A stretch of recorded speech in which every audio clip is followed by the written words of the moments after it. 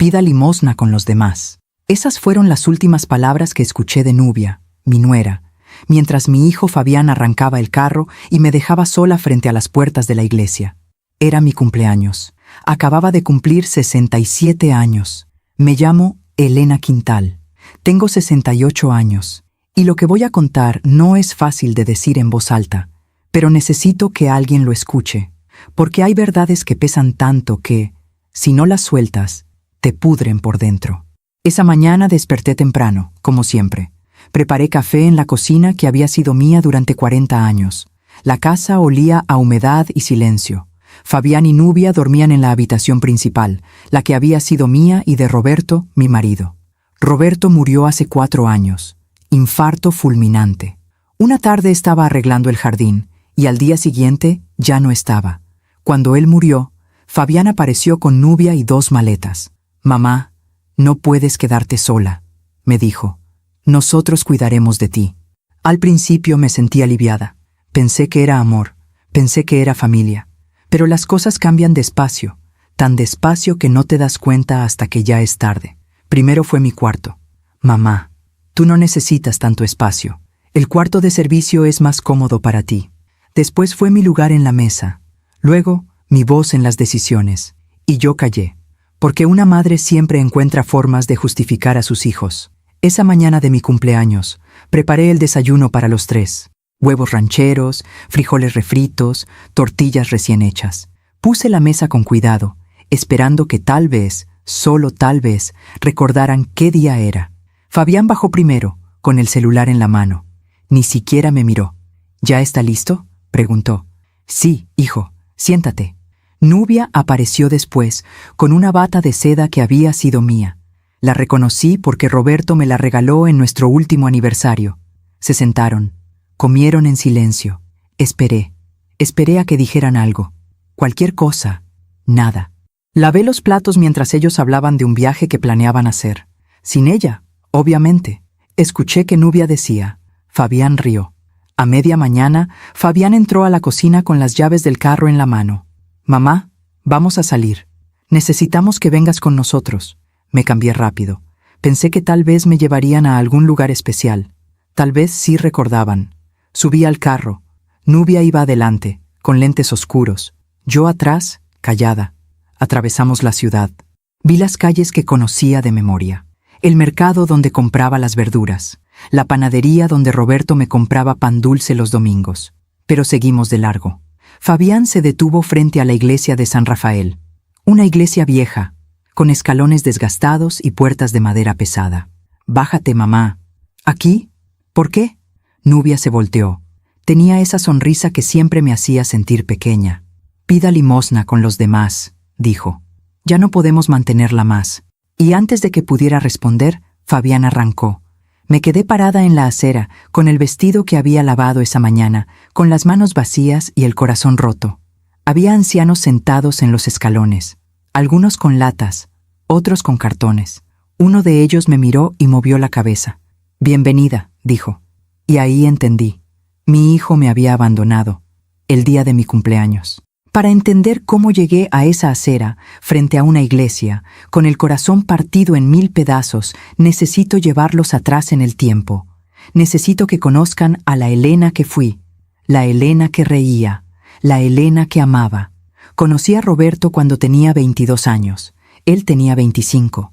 Trabajaba en una ferretería del centro, y yo vendía flores en el mercado con mi madre. Un sábado llegó buscando un ramo para su mamá. Escogió claveles blancos. «¿Estos le gustarán?», me preguntó.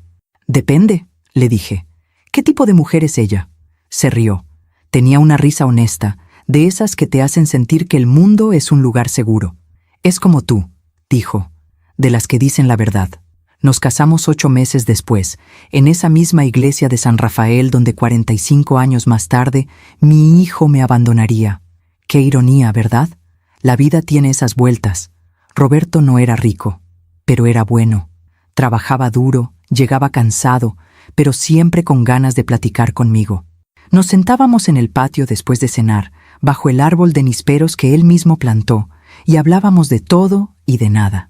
«Algún día esta casa será tuya completa», me decía.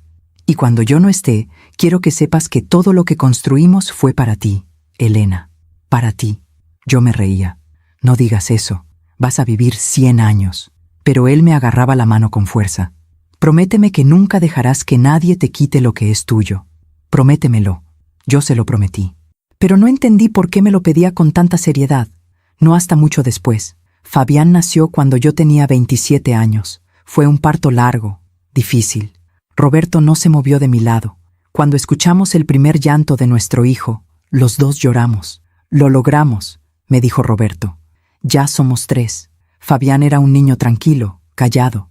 No era de los que corrían por la casa o hacían desastres. Prefería quedarse en su cuarto, leyendo o dibujando. Roberto siempre decía que era demasiado serio para su edad. Ese niño piensa mucho, decía. Hay que enseñarle a sentir. Y lo intentamos. Lo llevamos a pasear, a la feria, al cine. Pero Fabián siempre parecía estar en otro lugar, como si nada de lo que hacíamos fuera suficiente. Cuando cumplió 15 años, empezó a pelearse con Roberto. Discutían por todo, por la escuela, por el dinero, por el futuro. Quiero estudiar en la capital, decía Fabián. Aquí no hay nada para mí.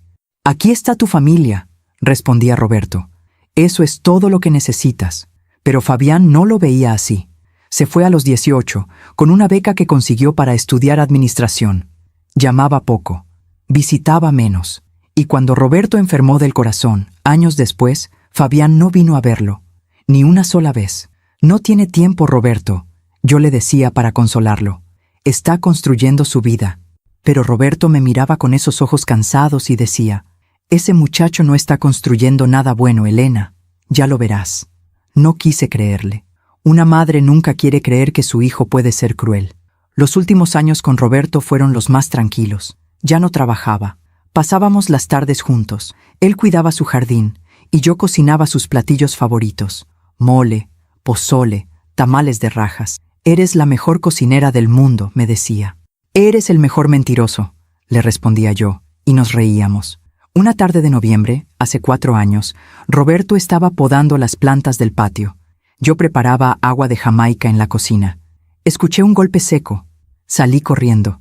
Estaba tirado junto al árbol de nísperos, con las manos en el pecho, los ojos abiertos, mirando el cielo. Roberto, por favor.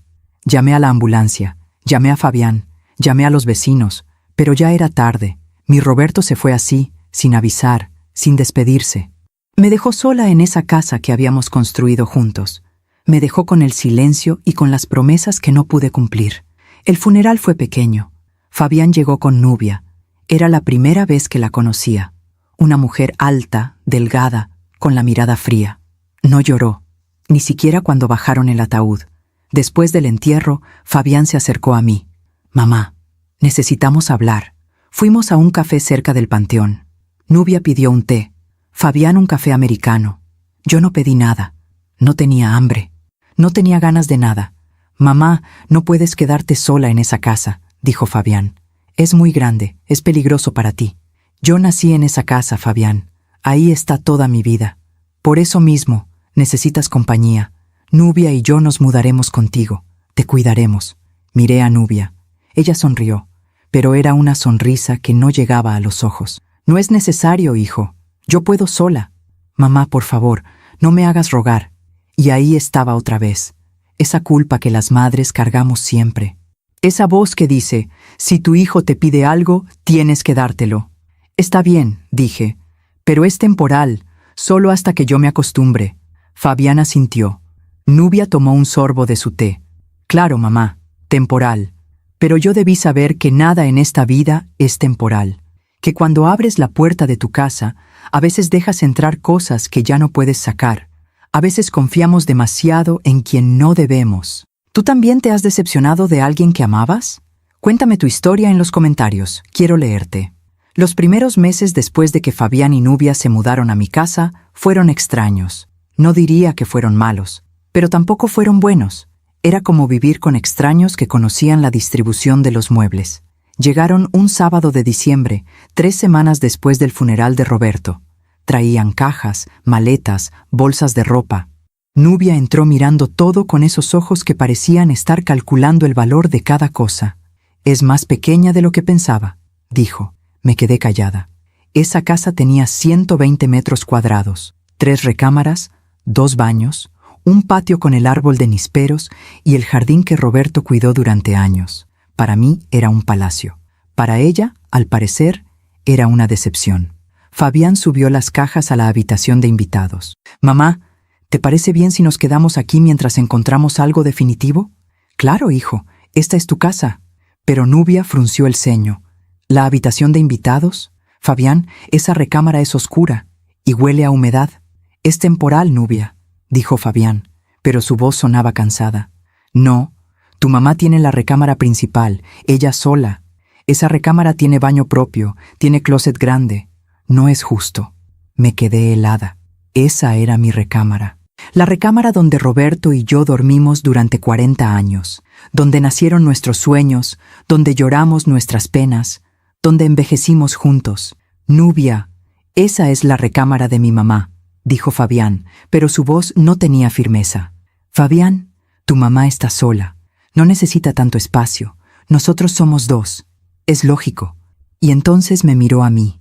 «¿Verdad, Elena? Tú entiendes. Además, el cuarto de servicio es muy cómodo. Tiene su baño, su ventana. Vas a estar bien ahí». El cuarto de servicio. El cuarto donde mi mamá durmió cuando vino a cuidarme después del parto de Fabián. El cuarto donde guardábamos las cajas viejas y las cosas que ya no usábamos. Miré a Fabián. Esperé que dijera algo. Esperé que me defendiera. Pero él solo bajó la mirada. «Mamá, es solo por un tiempo. Cuando nos vayamos, vuelves a tu cuarto». Y yo, como siempre, dije que sí. Porque una madre no quiere causar problemas. Porque una madre piensa que si cede, si se hace pequeña, su hijo la va a amar más. Esa misma tarde, moví mis cosas al cuarto de servicio. Mi ropa, mis fotos, el chal que Roberto me regaló en nuestro aniversario número 30, el retrato de bodas que siempre estuvo en mi buró. Nubia entró a la recámara principal con una sonrisa. «Aquí sí se puede respirar», dijo, y cerró la puerta. Los días siguientes fueron cambiando poco a poco. Al principio eran detalles pequeños. Nubia movió los muebles de la sala. Dijo que estaban anticuados. Colgó cuadros nuevos, modernos, que a mí no me gustaban, pero que no me atreví a criticar. «Es para darle vida a la casa, Elena», decía. «No te ofendas, pero esto parecía museo». Después vino la cocina. Mi cocina. Un día llegué y vi que había tirado mis ollas viejas, las de peltre, las que mi mamá me heredó, las que usé para cocinarle a Roberto durante 40 años. «¿Dónde están mis ollas?», pregunté. «Las tiré», dijo Nubia, como si nada. «Estaban todas quemadas. Te compré unas nuevas. De teflón. Son mejores. Esas ollas eran de mi mamá. Pues tu mamá ya no las necesita». «¿O sí?».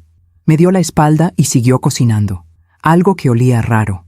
Algo que no era lo que yo cocinaba. Fabián llegó esa noche y cenó en silencio. Yo no toqué la comida. Me fui a mi cuarto, al cuarto de servicio, y lloré. Lloré por las ollas. Lloré por la recámara. Lloré por Roberto, que ya no estaba ahí para decirme que todo iba a estar bien. Pero lo peor no eran las cosas. Lo peor era la forma en que Fabián empezó a tratarme.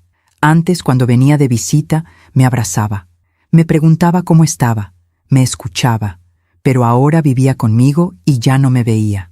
Llegaba del trabajo. Se encerraba en la recámara con Nubia y solo salía para cenar.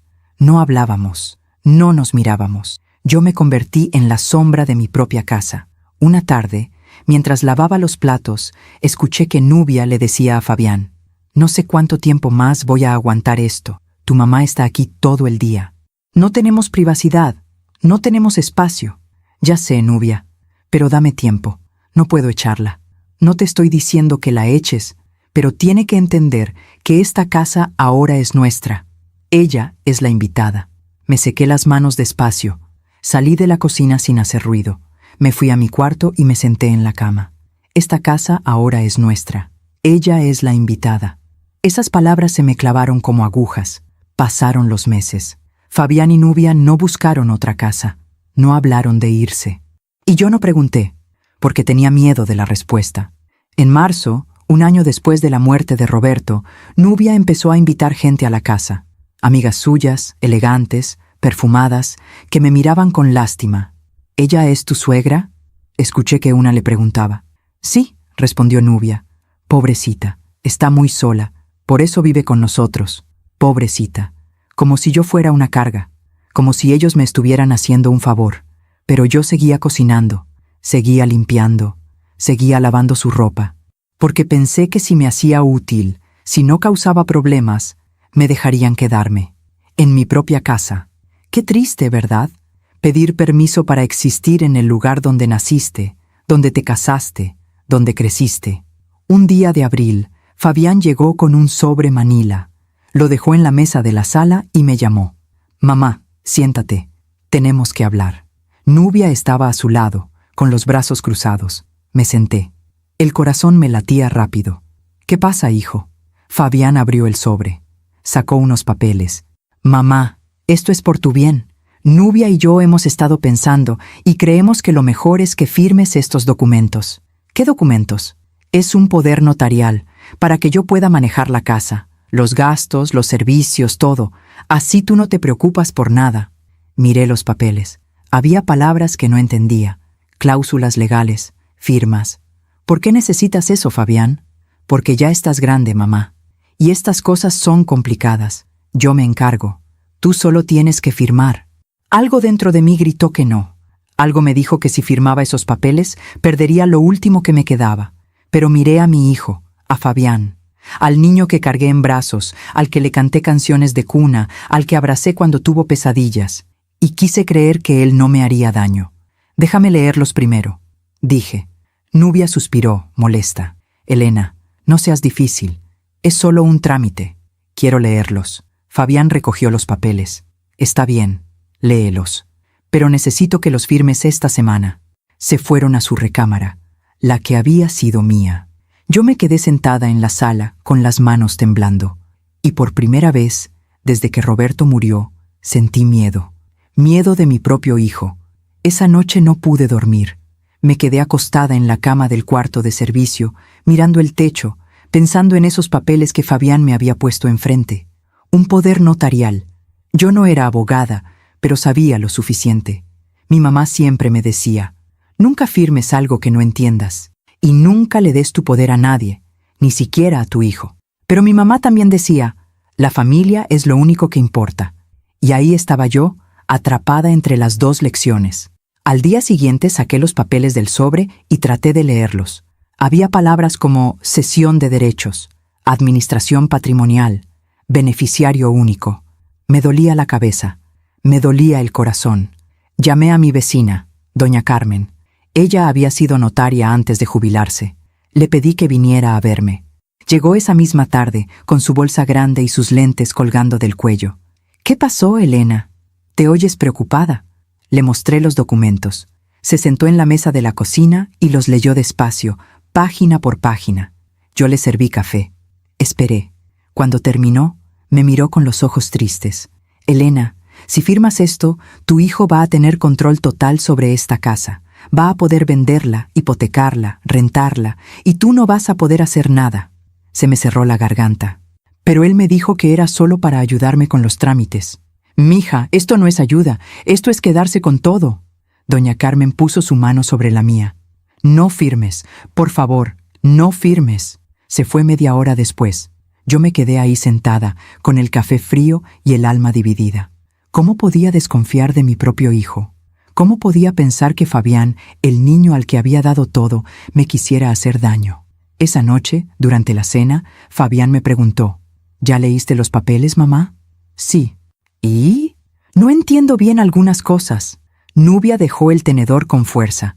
Por Dios, Elena, ¿qué es lo que no entiendes? Fabián solo quiere ayudarte, pero si tú vas a poner trabas, entonces mejor olvídalo. No estoy poniendo trabas, solo quiero estar segura. ¿Segura de qué?, preguntó Fabián, y había algo en su voz que nunca había escuchado antes. Algo frío. Segura de que no voy a perder mi casa. Se hizo un silencio pesado. Nubia se levantó de la mesa. Increíble. Después de todo lo que hemos hecho por ti, dejamos nuestra vida para venir a cuidarte, y así nos pagas, con desconfianza. Nubia, no es eso. Sí es eso, Elena, pero está bien. Nosotros sabemos lo que valemos. Se fue a la recámara. Fabián se quedó un momento mirándome. Mamá, me decepcionas. Y se fue también. Me quedé sola en la cocina, con el nudo en la garganta y las lágrimas quemándome los ojos. ¿Y saben qué fue lo peor? Que al día siguiente fui yo la que les pedí perdón. Toqué la puerta de la recámara. Nubia la abrió con cara de fastidio. ¿Qué quieres? Disculpa, Nubia. Disculpa, hijo.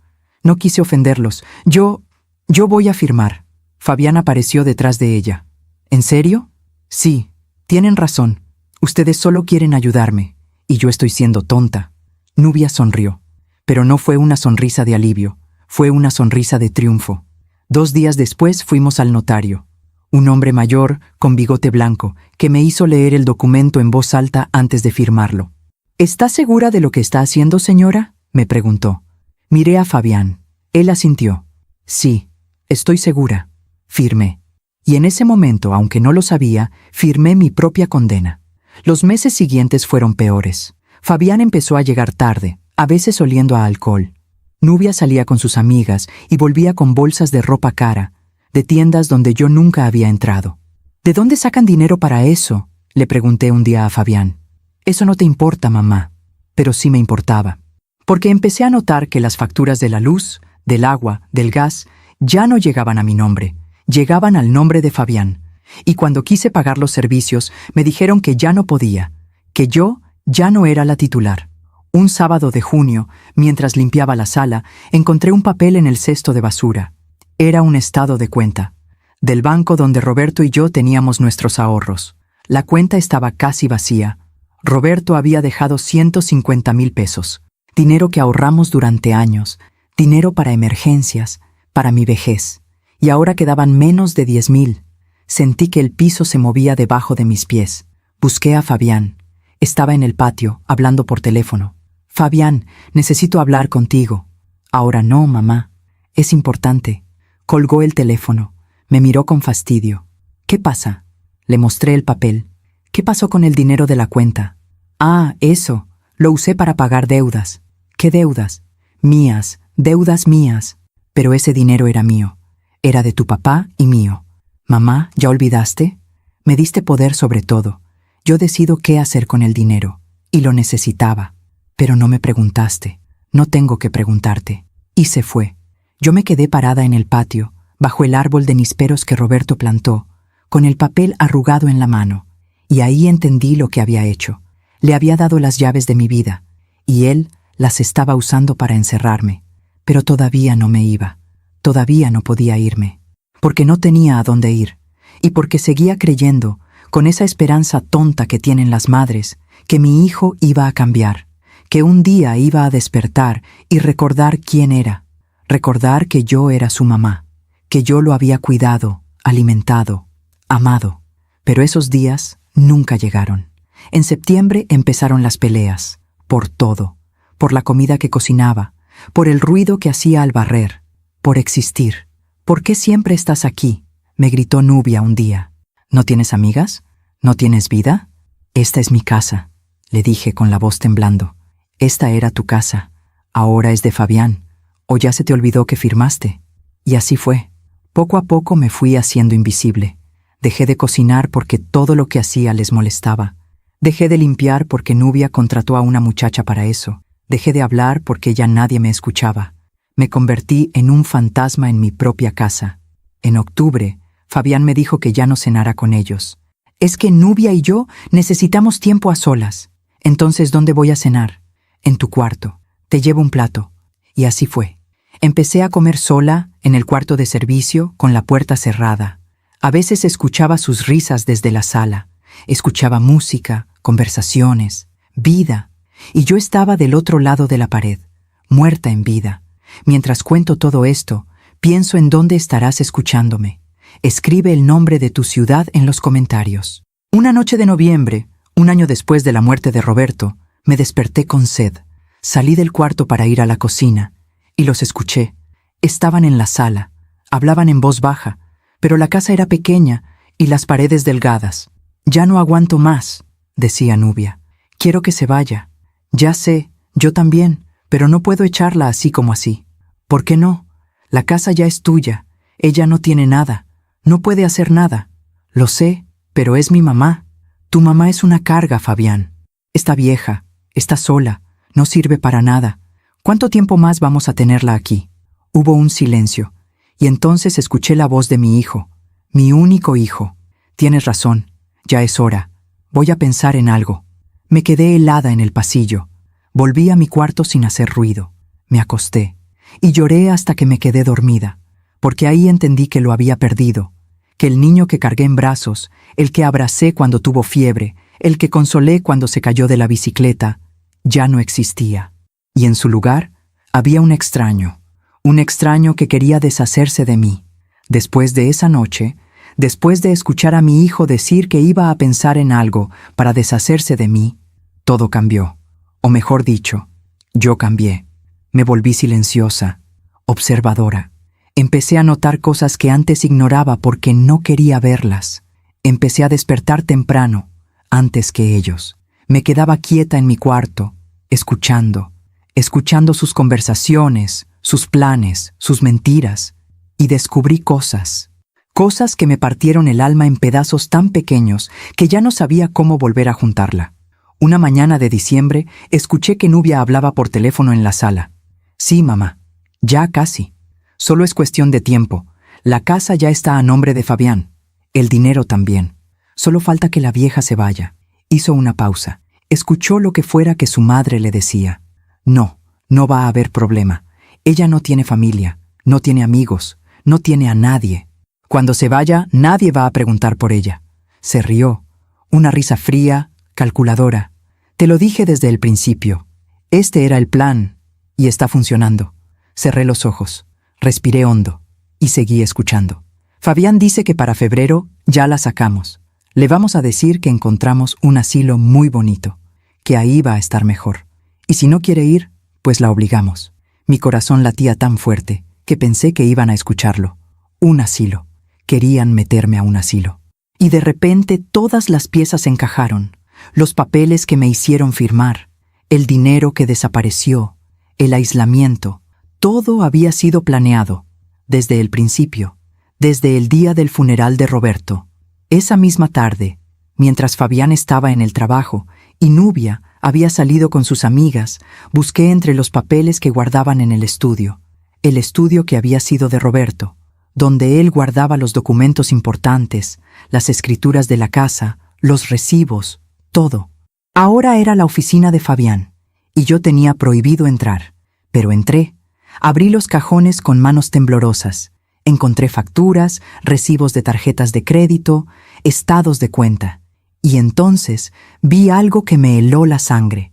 Un folleto de un asilo llamado Jardines del Atardecer. Tenía fotos de ancianos sentados en sillas de ruedas, mirando la nada, cuartos pequeños, grises, sin vida. Y en el folleto, con la letra de Fabián, había una nota. Opción 1. Cuarto compartido. 3,000 pesos al mes. Mamá no se va a quejar. 3,000 pesos al mes. El cuarto más barato. El más triste. Y abajo, con otra letra, la de Nubia. Perfecto. Con lo que queda de su pensión alcanza.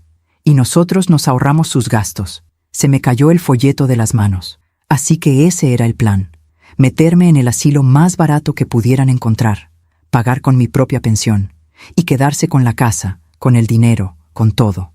Y yo iba a terminar mis días en un cuarto compartido, oliendo a orines y desinfectante, esperando la muerte. Salí del estudio, cerré la puerta despacio, volví a mi cuarto, y por primera vez en meses sentí algo más fuerte que la tristeza. Sentí rabia, pero todavía no sabía qué hacer con ella. Los días siguientes los pasé como en una niebla. Seguía cocinando cuando me lo pedían, seguía limpiando, seguía siendo invisible, pero por dentro algo había cambiado. Por dentro empezaba a despertar. Una tarde, a finales de diciembre, llegó una carta. La vi en el buzón cuando salí a barrer el patio. Era del banco. La abrí con cuidado. Era un estado de cuenta, de una cuenta que no conocía, una cuenta a nombre de Fabián, y tenía 200,000 pesos. 200,000 pesos. ¿De dónde había sacado ese dinero? Revisé las transacciones. Había un depósito grande de 150,000 pesos, hecho en junio. el mes en que descubrí que nuestra cuenta estaba vacía, y después, depósitos más pequeños, transferencias, pagos, y entonces vi algo que me hizo temblar. Una transferencia de 50,000 pesos, con un concepto que decía, adelanto venta propiedad calle Nisperos 47. Calle Nisperos 47. Mi casa. Habían vendido mi casa, o al menos habían recibido un adelanto, y yo no sabía nada. Doblé el papel, lo guardé, y esperé. Esa noche durante la cena, Fabián estaba de buen humor. Se sirvió vino, le sirvió a Nubia. Brindaron. ¿Por qué brindan?, pregunté. Porque las cosas van bien, mamá. Muy bien. ¿Qué cosas? Fabián y Nubia se miraron, sonrieron. Nubia y yo vamos a mudarnos pronto. Compramos un departamento en la ciudad, más grande, más moderno. Ah, dije, qué bueno. Sí. ¿Y tú? Tú vas a estar muy bien, mamá. Ya lo verás. No pregunté más, porque sabía que si preguntaba, iban a mentir. Preferí seguir investigando por mi cuenta. Al día siguiente, mientras ellos dormían, salí de la casa. Caminé hasta el centro. Fui al registro público. Quiero saber si una propiedad está en venta, le dije a la señorita que me atendió. ¿Dirección? Calle Nisperos 47. Buscó en su computadora. Tardó unos minutos. Sí, hay una operación en proceso. Escrituración pendiente. El propietario actual es el señor Fabián Quintal Mendoza. El comprador es una empresa inmobiliaria. Valor de venta, 400,000 pesos. 400,000 pesos. La casa que Roberto y yo compramos hace más de 40 años. La casa donde nació mi hijo. La casa donde envejecí. Valía 400,000 pesos, y mi hijo la estaba vendiendo. ¿Cuándo se firma la escritura?, pregunté, con la voz apenas audible. El 31 de enero. Menos de un mes. En menos de un mes iba a perder mi casa. Salí del registro público caminando como sonámbula. Las calles estaban llenas de gente comprando cosas para Año Nuevo. Luces, música, risas. Y yo sentía que me estaba muriendo por dentro. Volví a la casa. Fabián y Nubia no estaban. Habían salido. Me senté en el patio, bajo el árbol de Nisperos. Puse mi mano en el tronco. Roberto lo había plantado cuando nos mudamos. Era un árbol joven entonces, apenas un brote. Ahora era grande, fuerte, lleno de hojas. Roberto, susurré, ¿qué hago? ¿Qué hago? Y el viento movió las ramas, como si él me estuviera respondiendo. Pero yo no entendía. Todavía no entendía. Los últimos días de diciembre fueron extraños. Fabián y Nubia empezaron a empacar cosas. Cajas, ropa, muebles. ¿Ya se van?, pregunté. Pronto, mamá, muy pronto. ¿Y yo? Fabián me miró. Había algo en sus ojos que no pude descifrar. Tú también. Te vas a mudar a un lugar muy bonito. Ya lo vas a ver. El 24 de diciembre, Nochebuena, cenamos en silencio. Yo preparé pozole, tamales, ponche. Nadie me ayudó. Nadie me agradeció. Comieron rápido y se fueron a su cuarto. Yo me quedé sola en la cocina, limpiando los platos, mirando por la ventana. Afuera los vecinos tenían luces, familias reunidas, risas, y yo estaba sola, completamente sola. Esa noche, acostada en mi cuarto, pensé en Roberto. Pensé en todas las nochebuenas que pasamos juntos, en cómo él siempre brindaba conmigo, en cómo me abrazaba y me decía, gracias por esta vida, Elena, gracias por todo. Y lloré. Lloré hasta quedarme dormida. Cuando desperté, ya era 25 de diciembre, día de Navidad. Me levanté, me lavé la cara, salí de mi cuarto. La casa estaba vacía. Fabián y Nubia se habían ido, sin avisar, sin despedirse. Sobre la mesa de la sala había una nota. La abrí con manos temblorosas. Mamá, nos fuimos a pasar Navidad con la familia de Nubia. Volvemos en 2 días. Hay comida en el refrigerador. Cuídate, cuídate. Como si yo fuera una mascota, como si yo fuera nada.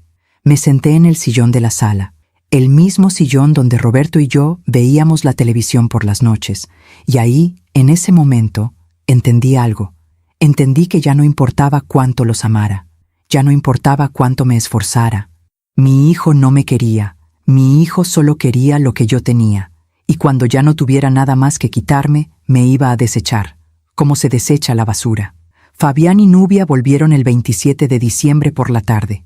Llegaron con bolsas de regalos, risas, oliendo a perfume caro y comida que no compartieron conmigo. Yo estaba en la cocina, preparando la cena. Hacía frío. Enero estaba cerca y el invierno se sentía en los huesos. «Hola, mamá», dijo Fabián, dejando las bolsas en la sala. «¿Cómo estuvo tu Navidad?» Giré a verlo. Quise gritarle. Quise preguntarle cómo se atrevía a preguntarme eso después de dejarme sola. Pero solo dije, «Bien, tranquila». «Qué bueno», dijo, y se fue a su cuarto sin mirarme. Los días siguientes fueron tensos. Yo ya no hablaba, ya no preguntaba, solo observaba. Y ellos, creyendo que yo no sabía nada, empezaron a relajarse, a hablar más abiertamente. Una noche, el 2 de enero, los escuché en la sala. «Ya casi, amor», decía Nubia. «El 31 firmamos y esto se acaba. Lo sé, ya tengo el dinero apartado para el asilo. El 15 de enero la llevamos. ¿Y si se niega? No puede negarse. No tiene a dónde ir, no tiene dinero, no tiene nada». Se rieron, y yo, del otro lado de la pared, sentí que algo dentro de mí se rompía definitivamente. Pero también sentí otra cosa, algo extraño, algo que no había sentido en meses: claridad. Por fin veía las cosas como eran, sin justificaciones, sin excusas. Mi hijo me había estado robando. Mi hijo me había estado mintiendo.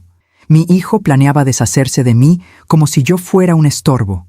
Y yo había dejado que pasara, porque amaba, porque confiaba, porque creía que la sangre era más fuerte que todo. Pero me equivoqué. El 10 de enero fue mi último intento. Esa mañana, después de que Fabián se fue a trabajar y Nubia salió a quién sabe dónde, me senté en su recámara, en la que había sido mía. Esperé a que volviera. Llegó a media tarde, cargando bolsas de ropa nueva. «Mamá, ¿qué haces aquí?» «Necesito hablar contigo, hijo». Suspiró. Dejó las bolsas en la cama. «¿De qué?» «De la casa, de lo que está pasando». Su cara cambió. Se puso tensa. «¿Qué está pasando?» «Sé que la vendiste, Fabián. Sé que el 31 firmas la escritura. Sé que me quieres meter a un asilo». Hubo un silencio largo. Fabián se sentó en la cama. No me miró. «¿Cómo te enteraste?» «Eso no importa. Lo que importa es que es mi casa. La casa que tu papá y yo compramos. La casa donde tú creciste». «Mamá, la casa ya es mía. Tú firmaste. ¿Ya lo olvidaste?» «Me engañaste. Me dijiste que era solo para ayudarme con los trámites. Y te ayudé. Vendí la casa porque es vieja, porque necesita arreglos, porque no vale la pena mantenerla. Con ese dinero puedo comprar algo mejor. ¿Y yo? ¿Dónde quedo yo en tus planes?» Por fin me miró, y lo que vi en sus ojos me dolió más que cualquier golpe. Indiferencia. «Mamá, ya estás grande. Ya no puedes vivir sola. El asilo es lo mejor para ti. Ahí van a cuidarte, te van a dar comida, medicinas. Vas a estar bien. No quiero ir a un asilo. Quiero quedarme en mi casa. Esta ya no es tu casa». Esas palabras cayeron como piedras. «¿Cómo puedes decirme eso?», susurré. «Soy tu mamá, y yo soy tu hijo, y tengo derecho a hacer mi vida, a vivir bien, a no cargar contigo». «¿Cargar conmigo?». Se levantó, caminó hacia la ventana. «Mamá, toda mi vida me sacrifiqué. Cuidé de ti cuando papá murió. Te aguanté, te di casa, y ahora necesito que tú hagas tu parte. Necesito que te vayas». Me quedé callada, porque ya no había nada que decir. Me levanté despacio, salí de la recámara, cerré la puerta, y en ese momento supe que lo había perdido para siempre. El 15 de enero, como habían planeado, Fabián me dijo que empacara mis cosas. «Mañana te llevo al asilo». «No voy a ir». «No es una pregunta, mamá, es una decisión. No puedes obligarme». Nubia apareció detrás de él, con los brazos cruzados. «Claro que podemos. Tienes 2 opciones. O vas voluntariamente o te llevamos a la fuerza. Y créeme, Elena, no querrás que sea la segunda». Esa noche no dormí. Me quedé sentada en mi cama, mirando las paredes del cuarto de servicio. El cuarto donde había pasado los últimos 3 años de mi vida. Pensé en Roberto. Pensé en todo lo que construimos juntos. Y pensé en cómo, en cuestión de años, todo se había derrumbado. Al día siguiente, 16 de enero, desperté con una decisión. No iba a ir a ningún asilo. Me levanté, me bañé, me puse mi mejor vestido, el que Roberto me regaló en nuestro último aniversario. Un vestido sencillo, de flores pequeñas, que me quedaba flojo porque había perdido mucho peso. Bajé a la cocina. Fabián y Nubia estaban desayunando. ¿Ya empacaste?, preguntó Fabián. No voy a ir, dije con voz firme. Mamá, no empieces. No voy a ir porque esta es mi casa, y no me voy a ir de aquí. Nubia se levantó de la mesa, se acercó a mí. Había algo peligroso en su mirada. Escúchame bien, Elena. Esta casa ya no es tuya. Tú no decides nada. Y si no te vas por las buenas, te vas por las malas. No me voy. Y entonces pasó algo que nunca olvidaré. Nubia me empujó. No fue fuerte, pero fue suficiente para que perdiera el equilibrio y me golpeara contra la mesa. Fabián no dijo nada, solo la miró. Y después me miró a mí. Mamá, por favor, no hagas esto más difícil. Me levanté. Me dolía la espalda, pero no dije nada. Está bien, dije. Me voy. Nubia sonrió. Buena decisión. Subí a mi cuarto, empaqué mis cosas en una bolsa vieja, ropa, algunas fotos, el chal de Roberto. Nada más, porque no necesitaba más. Bajé. Fabián me esperaba en la puerta con las llaves del carro. Vamos, dijo. Pero yo no me moví.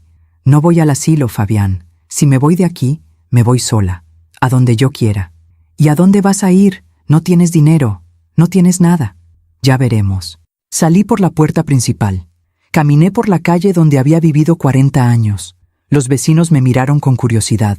Doña Carmen salió de su casa. «¿Elena? ¿Estás bien?» «Sí, doña Carmen, estoy bien». «¿A dónde vas?» «No lo sé todavía». Me abrazó, y en ese abrazo sentí más amor del que había sentido en años en mi propia casa. Caminé durante horas. No supe a dónde ir. Terminé en la plaza del centro. Me senté en una banca. Vi pasar la gente. Familias, parejas, niños corriendo. Y yo ahí, sola, con 66 años, sin casa, sin dinero, sin nada, pero todavía con dignidad. Esa noche dormí en la banca. Hacía frío. Me envolví en mi chal, cerré los ojos y pensé en Roberto. Te fallé, le dije al viento. No pude proteger lo que construimos, y el viento me respondió con silencio. Los días siguientes fueron los más oscuros de mi vida. Caminaba por las calles buscando trabajo, pero nadie contrata a una mujer de mi edad. Pedí ayuda en las iglesias. Me dieron comida, un lugar para bañarme, pero no podía quedarme. Y así pasaron 2 semanas. 2 semanas durmiendo en bancas, en portales, comiendo lo que me daban. 2 semanas sintiéndome menos que humana, hasta que llegó mi cumpleaños, el 31 de enero, el día que cumplí 67 años. Esa mañana desperté tiritando en la banca de una plaza cerca de la iglesia de San Rafael. Mi cuerpo dolía, tenía hambre, tenía frío. Y en ese momento, como si el universo quisiera burlarse de mí, apareció el carro de Fabián.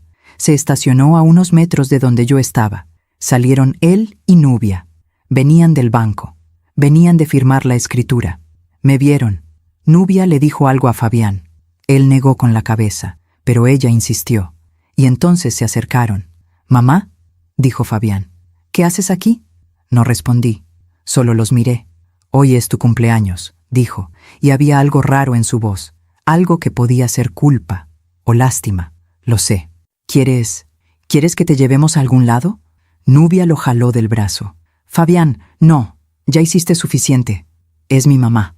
Y ya no es tu problema. Aún me pregunto si hice lo correcto. ¿Y tú? ¿Qué habrías hecho en mi lugar?»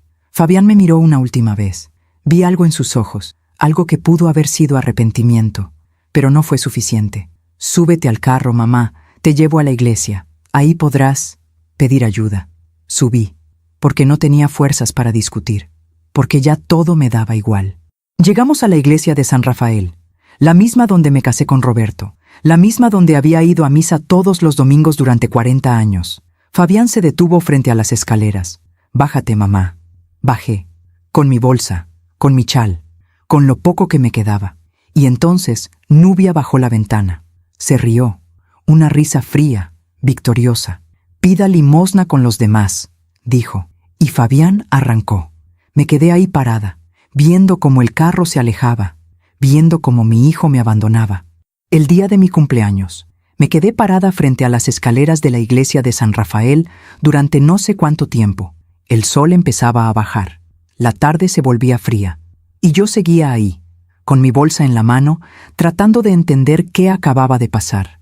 Mi hijo me había abandonado, en mi cumpleaños. Había ancianos sentados en los escalones, los mismos que había visto ese primer día, hace 2 semanas, cuando Fabián me dejó aquí por primera vez. Pero esta vez era diferente. Esta vez sabía que no era temporal. Esta vez sabía que no había vuelta atrás. Un hombre mayor, con barba gris y ojos cansados, me hizo un gesto. «Siéntate, señora. Aquí hay lugar». Me senté a su lado. Puse mi bolsa entre mis piernas. Miré la calle. «¿Primera vez?», preguntó el hombre. «No», dije. «Ya estuve aquí. Pero ahora es diferente». «Siempre es diferente», dijo, «hasta que dejas de sentir. Entonces, todo es igual». Pasamos la tarde en silencio. Algunos que pasaban daban monedas. Yo no pedía, no podía. Todavía tenía algo de orgullo, aunque ya no sabía para qué me servía. Cuando oscureció, el hombre me dijo: «Hay un albergue a 3 cuadras, dan cena y cama, pero hay que llegar temprano porque se llena». «Gracias». «De nada, y feliz cumpleaños». Me miró con tristeza, como si supiera. Fui al albergue. Era un edificio viejo, con paredes descascaradas y olor a humedad. Había una fila de gente esperando entrar. Ancianos, madres con niños, hombres con miradas vacías. Me formé. Esperé. Cuando llegó mi turno, una mujer con delantal me preguntó: «¿Nombre?». «Elena. Elena Quintal. ¿Tienes identificación?». Busqué en mi bolsa. Saqué mi credencial, la que había sacado hacía 5 años, cuando Roberto todavía vivía. En la foto se veía una mujer diferente, una mujer que sonreía. La mujer la revisó y me dejó pasar. Adentro había mesas largas, sillas de plástico, gente comiendo en silencio. Me dieron un plato de sopa y un pedazo de pan. Me senté en una esquina. La sopa estaba tibia, el pan duro, pero era comida, y hacía días que no comía algo caliente. Esa noche dormí en un catre, entre 20 mujeres más. Algunas roncaban, otras lloraban en silencio. Yo me quedé despierta, mirando el techo, pensando en todo lo que había perdido. Mi casa, mi dinero, mi hijo, todo. Pero al día siguiente, 1 de febrero, algo cambió. Desperté con una certeza extraña, una claridad que no había sentido en meses. Ya no iba a seguir esperando que las cosas mejoraran. Ya no iba a seguir esperando que Fabián volviera por mí, que se arrepintiera, que me pidiera perdón. Eso no iba a pasar, y yo tenía que sobrevivir. Salí del albergue temprano. Caminé por el centro buscando trabajo, cualquier cosa. Limpiar, cocinar, lavar ropa. Pero en cada lugar me decían lo mismo. «Lo siento, señora, no contratamos personas mayores. Ya tenemos personal. Venga otro día». Mentiras amables, rechazos educados. Pasaron 3 días. 3 días en los que dormí en el albergue, comí lo que me daban y busqué trabajo sin encontrar nada. Hasta que el 4 de febrero, agotada y desesperada, terminé haciendo algo que nunca pensé que haría. Terminé en un basurero. Había escuchado a otras mujeres en el albergue hablar de eso, de cómo podías encontrar cosas útiles en la basura. Botellas de plástico, latas, cartón. Cosas que podías vender por unos pesos. Así que fui. Era un terreno grande, a las afueras de la ciudad. Montañas de basura, olor insoportable, moscas, perros callejeros, gente escarbando entre los desechos. Me quedé parada en la entrada mirando, y pensé: esto es lo que soy ahora, una mujer de 67 años, buscando sobras en la basura. Pero entré, porque tenía hambre, porque necesitaba dinero, porque ya no me quedaba orgullo. Busqué entre las bolsas, encontré botellas, latas, un suéter que todavía servía. Los metí en mi bolsa. Había otras personas haciendo lo mismo. Algunos me miraban con lástima, otros con indiferencia, y entonces escuché una voz detrás de mí. «¿Señora Elena?». Me volteé. Era un hombre joven, vestido con ropa sucia, con la cara marcada por el sol. «¿Cómo sabe mi nombre?», pregunté asustada. Yo trabajé con su esposo, hace años, en la ferretería del centro. Lo miré bien. No lo reconocía. «Roberto Quintal, ¿verdad? Él me ayudó mucho cuando mi papá estaba enfermo. Me consiguió trabajo, me prestó dinero. Era un buen hombre». Se me llenaron los ojos de lágrimas. Sí, era un buen hombre. ¿Qué hace usted aquí, señora? No supe qué responder. ¿Qué le iba a decir? ¿Que mi hijo me robó todo y me abandonó? Pasaron cosas, dije simplemente. El joven asintió. No preguntó más. Si necesita ayuda, señora, aquí todos nos cuidamos. Esto es duro, pero se puede sobrevivir. Me enseñó cómo separar la basura, qué era valioso, dónde venderlo. Y al final del día, con las botellas y latas que junté, gané 20 pesos. 20 pesos. Con eso compré un pan y una botella de agua. Y así pasó una semana. 7 días escarbando basura, durmiendo en el albergue, sobreviviendo. Me convertí en invisible, en una más de tantas mujeres mayores que la ciudad olvidó. Pero entonces, el 11 de febrero, algo pasó. Ese día llegué tarde al basurero. Ya no quedaba mucho que recoger. Estaba agachada, buscando entre una pila de bolsas rotas, cuando escuché pasos detrás de mí. Me volteé, y ahí estaba, un hombre, alto, con traje gris, corbata, zapatos brillantes, completamente fuera de lugar en ese basurero. Me miraba con atención, como si me estuviera buscando. «¿Señora Elena Quintal?», preguntó. Me quedé helada. ¿Cómo sabía mi nombre? ¿Quién era? «¿Quién pregunta?», dije, con voz temblorosa. El hombre sacó un sobre de su maletín. «Soy el licenciado Ernesto Mora, abogado. Llevo semanas buscándola». «¿Por qué?». «Porque su esposo, el señor Roberto Quintal, dejó un testamento, y usted es la beneficiaria». El corazón me dio un vuelco. «¿Un testamento?». «Sí, señora. Pero hay una condición que su esposo dejó muy clara». Me temblaban las piernas. El abogado me ofreció su mano. «¿Podemos hablar en otro lugar? Esto es importante». Miré a mi alrededor. Las montañas de basura, la gente escarbando, el olor, y ese hombre de traje ofreciéndome respuestas. «Sí», dije. «Podemos hablar». Salimos del basurero. Caminamos hasta una cafetería cercana. El abogado me compró un café y un sándwich. Yo no había comido algo así en semanas. Comí despacio mientras él me observaba con expresión seria. Cuando terminé, abrió su maletín. Sacó un folder con documentos. «Señora Elena, su esposo vino a mi despacho hace 5 años, poco antes de morir. Me pidió que hiciera un testamento muy específico.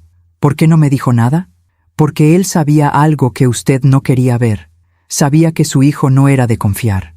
Esas palabras me dolieron, pero eran ciertas. En este testamento, el señor Roberto le deja todo a usted. La casa, el dinero que tenía guardado, todo, pero con una condición. ¿Qué condición? El abogado me miró fijamente. Que usted saque a su hijo y a su nuera de la casa, que los ponga en la calle, tal como ellos hicieron con usted. Me quedé sin aire. ¿Qué? Señora, su esposo lo escribió textualmente. Si mi hijo Fabián alguna vez intenta quitarle algo a Elena, si alguna vez la lastima, ella debe sacarlo de la casa. Sin piedad, sin culpa, porque él no merece nada de lo que construimos. Las lágrimas empezaron a caer. Pero Fabián vendió la casa, ya firmó, ya no es mía. El abogado sonrió, y fue una sonrisa extraña, como de triunfo. Ahí está el detalle, señora. Esa venta es ilegal. ¿Cómo? Porque su hijo la hizo firmar un poder notarial con engaños, y porque el testamento de su esposo está registrado ante notario público. Tiene más peso legal que cualquier documento que su hijo haya falsificado. Sacó más papeles. Yo puedo anular esa venta, puedo recuperar su casa, puedo hacer que su hijo devuelva el dinero que les robó, pero necesito su autorización. Me quedé callada, mirando esos papeles, mirando la cara del abogado. «¿Por qué hasta ahora?», pregunté. «¿Por qué no vino antes?». «Porque el testamento tiene una cláusula. Solo entra en vigor si su hijo comete un acto grave contra usted. Abandono, despojo, maltrato. Y yo necesitaba pruebas». «¿Pruebas?». «Sí, y las conseguí. Tengo testigos que vieron cómo la dejaron en la iglesia. Tengo los documentos de la venta fraudulenta. Tengo los estados de cuenta que muestran el robo. Tengo todo lo que necesito para ganar este caso». Se inclinó hacia adelante. «Señora Elena, su esposo le dejó una herramienta para defenderse. ¿La va a usar?». Miré por la ventana de la cafetería. Vi la calle. Vi la gente pasar. Gente con familia, con casas, con vidas normales. Y pensé en Fabián, en el niño que fue, en el hombre en el que se convirtió. Y pensé en Roberto, en todo lo que construimos, en todo lo que me pidió que protegiera. Miré al abogado. Sí, dije, voy a usarla. El licenciado Ernesto Mora abrió su maletín y sacó más documentos. Los puso sobre la mesa de la cafetería, uno por uno, con cuidado, como si cada papel fuera una pieza de un rompecabezas que estaba armando para mí. Señora Elena, antes de que tome cualquier decisión, necesito que entienda exactamente qué es lo que su esposo dejó. Me limpié las lágrimas con la manga del suéter que había encontrado en la basura. Asentí. Su esposo tenía 2 cuentas bancarias, una que usted conocía, donde guardaban los ahorros de la familia. Esa cuenta, efectivamente, su hijo la vació. Sentí que me apretaban el pecho, pero había otra cuenta, una que el señor Roberto abrió hace 10 años, sin decirle a nadie, ni siquiera a usted. ¿Por qué?, pregunté. ¿Por qué me ocultaría eso? El abogado suspiró. Porque él sabía que usted era demasiado buena, demasiado confiada, y temía que, si algo le pasaba, su hijo se aprovecharía. Así que guardó dinero en secreto, como un seguro, como una red de protección para usted. Sacó un estado de cuenta. En esa cuenta hay 320,000 pesos, señora Elena, intocables, a su nombre, y su hijo no sabe que existen. Me quedé mirando los números. 320,000 pesos. Roberto me había cuidado, incluso después de muerto. Además, continuó el abogado, la casa que su hijo vendió por 400,000 pesos. Esa venta se puede anular, y cuando se anule, la casa vuelve a ser suya, porque el testamento de su esposo está registrado ante notario público desde el año 2018, 5 años antes de la muerte de don Roberto. Y en ese testamento dice claramente: la casa de calle Nisperos 47 es propiedad de Elena Quintal de por vida. Nadie puede venderla, hipotecarla, ni disponer de ella sin su consentimiento expreso. Si mi hijo Fabián intenta hacerlo, el testamento entra en vigor y él queda desheredado. Pero yo firmé esos papeles, dije. Yo le di el poder. Lo sé, pero lo hizo bajo engaño. Su hijo le mintió sobre el contenido de esos documentos, y tengo testigos que lo confirman. Doña Carmen, su vecina, vino a verme hace 3 semanas. Me contó todo. Me dijo que le advirtió a usted sobre esos papeles, que trató de ayudarla. Doña Carmen, mi vecina, mi amiga. ¿Ella lo buscó? Sí. Cuando vio que usted desapareció de la casa, empezó a preguntar, y descubrió lo que su hijo había hecho. Ella fue quien me dio su nombre, quien me dijo dónde buscarla. Por eso llevo semanas buscándola, señora Elena. Por eso vine hasta este lugar. Se me quebró la voz. No sabía que alguien se preocupaba por mí. Mucha gente la quiere, señora, más de la que usted cree. El abogado guardó silencio un momento, dejándome procesar todo. Luego continuó. Ahora, sobre la condición del testamento. Su esposo escribió esto. Si Elena decide perdonar a nuestro hijo, es su decisión y la respeto. Pero si él la lastima, si la abandona, si intenta robarle, entonces ella tiene mi permiso y mi bendición para sacarlo de la casa, para recuperar lo que es suyo, para vivir sus últimos años en paz, sin culpa, sin miedo. ¿Él escribió eso? Palabra por palabra, y hay más. Escribió una carta, para usted.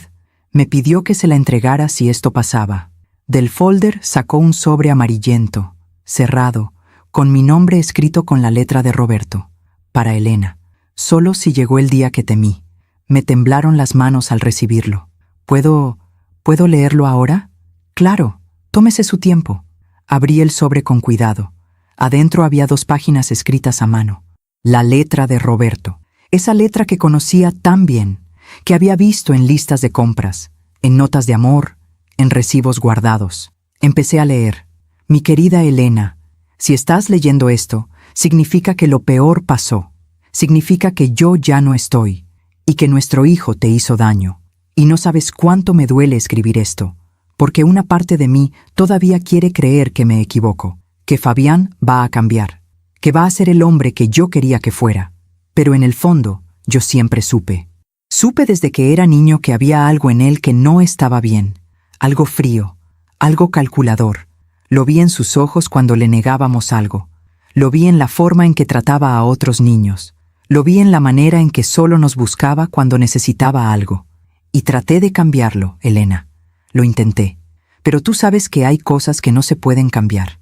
Hay personas que nacen con el corazón cerrado, y no importa cuánto amor les des, nunca aprenden a darlo de vuelta. Te escribo esto porque te conozco. Sé que cuando yo no esté, vas a tratar de justificarlo. Vas a decir, es mi hijo, es mi sangre, tengo que perdonarlo. Vas a cargarte toda la culpa, como siempre haces. Pero escúchame bien, mi amor, tú no tienes la culpa de nada. Fuiste la mejor madre que alguien podría tener. Le diste todo. Y si él escogió ser egoísta, cruel, ingrato, esa es su decisión, no la tuya. Así que te doy permiso, Elena. Permiso para defenderte.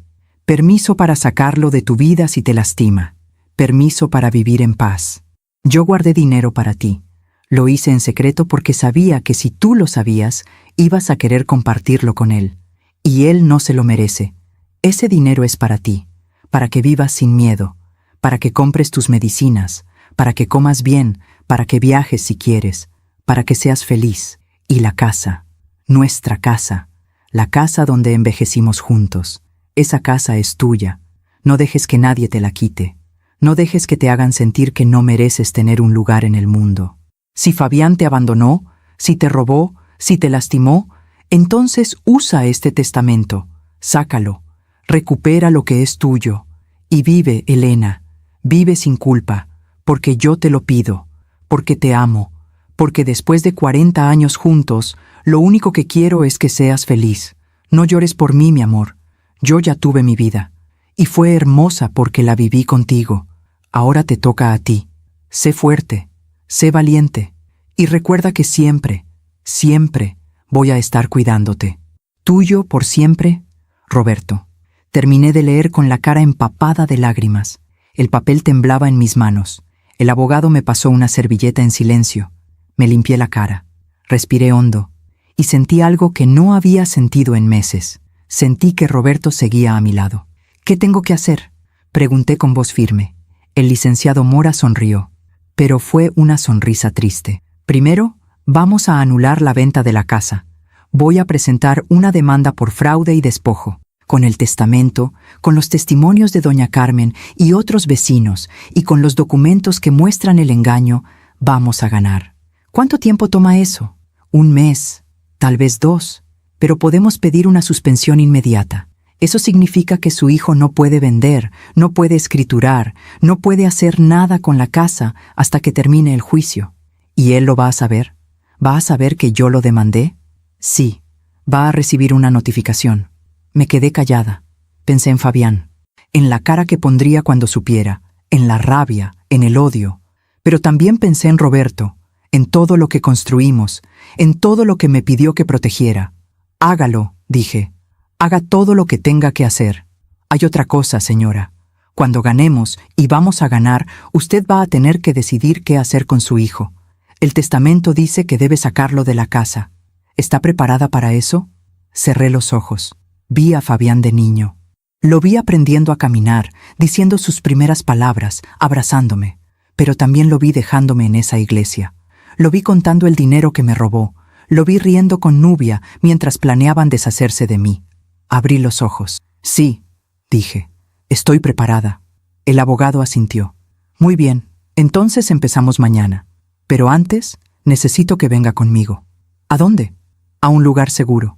No puede seguir durmiendo en el albergue. No puede seguir así. Tengo una casa pequeña que rento. Está vacía. Puede quedarse ahí mientras resolvemos todo esto, sin costo. No puedo aceptar eso. No es caridad, señora Elena. Es justicia. Y además, su esposo me pagó muy bien para cuidar de usted si esto pasaba. Esto es parte de mi trabajo. Me levanté de la mesa. Sentía las piernas débiles, pero había algo nuevo en mi pecho. Esperanza. Licenciado Mora, ¿por qué hace esto? ¿Por qué le importa tanto? El abogado guardó los documentos en su maletín.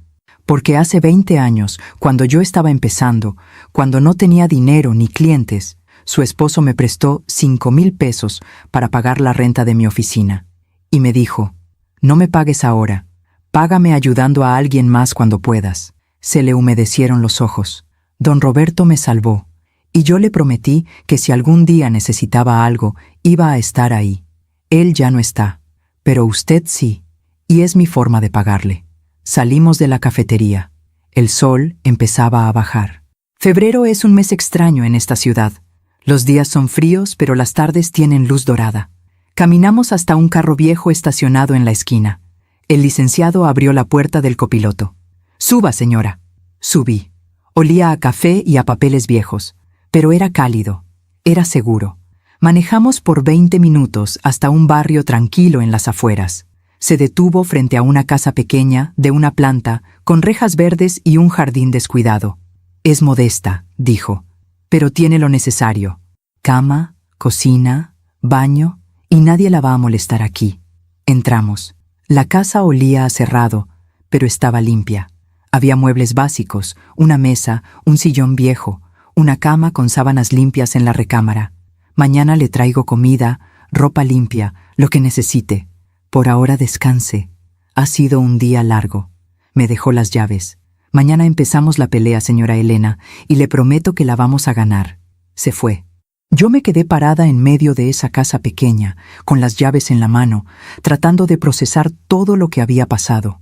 Hace unas horas estaba escarbando basura, y ahora tenía un techo, tenía esperanza, tenía una oportunidad.